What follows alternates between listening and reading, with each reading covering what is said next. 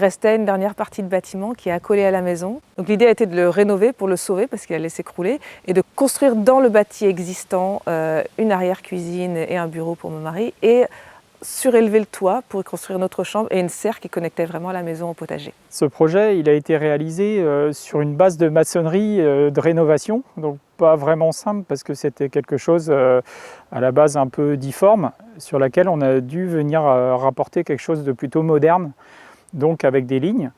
Et on a fait un relevé laser de la maçonnerie une fois qu'elle a été mise à nu, ce qui nous a permis de retrouver la géométrie précise de tout le bâtiment existant.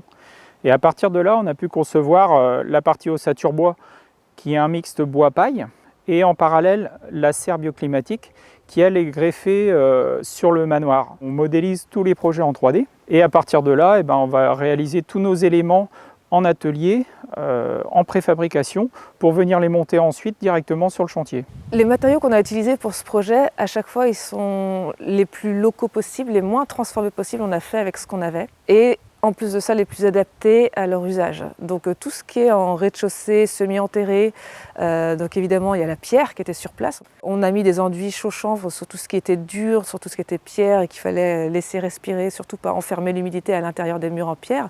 Au sol de la maison semi-enterrée, on est en dalle argile. Donc quand on met le pied, on a une sensation de chaud. Donc ça c'est tout l'avantage des matériaux biosourcés. Les matériaux de l'étage, eux, sont plutôt adaptés à une construction légère. Donc il y a la chambre qui est vraiment en ossature bois, remplissage paille, enduit de terre à l'intérieur et bardage tuya à l'extérieur. Et ensuite, on a la partie serre qui, elle, est en ossature bois avec des assemblages traditionnels, donc vraiment à l'ancienne, recouverte de polycarbonate. Les ouvrants sont articulés grâce à un système de pistons dans lesquels il y a de la cire naturelle.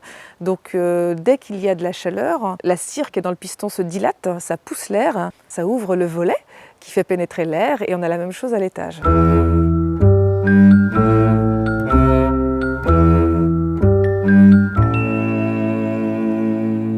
C'est particulièrement intéressant de faire un chantier participatif pour ceux qui ont fait la formation ProPaille par exemple, parce que dans la formation ProPaille, on apprend énormément de bases sur la construction paille, mais l'idéal c'est quand même d'aller sur le terrain. Quand on travaille sur un vrai chantier à l'échelle 1, on se rend compte de la quantité de détails techniques qu'il va falloir gérer.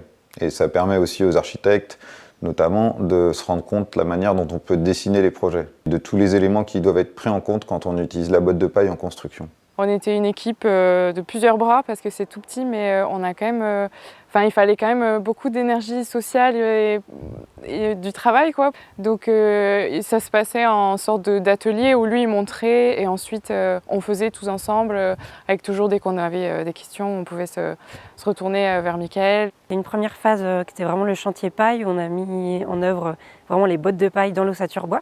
Donc ça a duré une semaine. Et il y a eu une deuxième phase où c'était vraiment plus sur les enduits terre, donc après directement apposé sur le support paille, où ça a été une deuxième semaine de chantier participatif.